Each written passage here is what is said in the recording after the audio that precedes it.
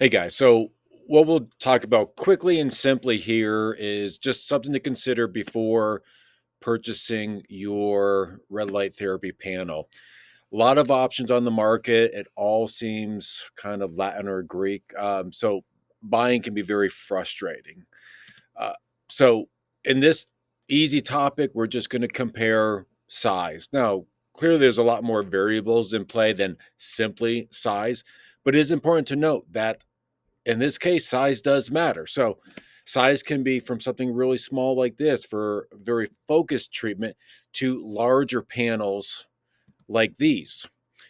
So, this is my light path. This is a pretty popular competitor, and this is very typical of most panels. So, from bulb to bulb, we've got 7 inches. From bulb to bulb, we've got 13 inches. So this one is almost twice the size of this guy, and we can tell it's also quite a bit taller. So why is this important? It depends on your body size. Most people are not 7, 8 inches wide. Typical broader shoulders. So we're going to want to be able to cover as much body in as little of a time as possible.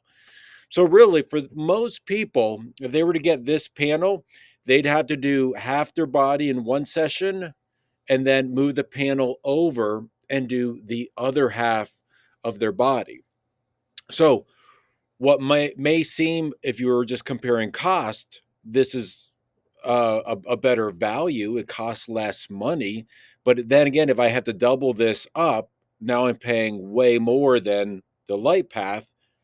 Um, but if you're on a budget, but you've got more time, then maybe it's better to save some money, get something like this, but just understand that it's going to take longer to get all your body parts. Now, if your focus was just on doing like a leg, hip area, something like that, then maybe this would be just right for you.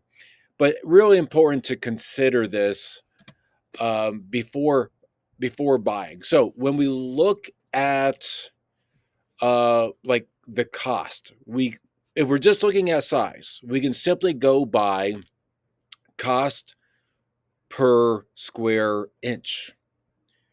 All right. So if we're looking at this guy, we'll go with height times the width in inches and the light path, and that'll give us a total amount. And then division by what the cost total cost of the panel is, and that will give you the cost per square inch. Roughly speaking, this is about $3.11 per square inch.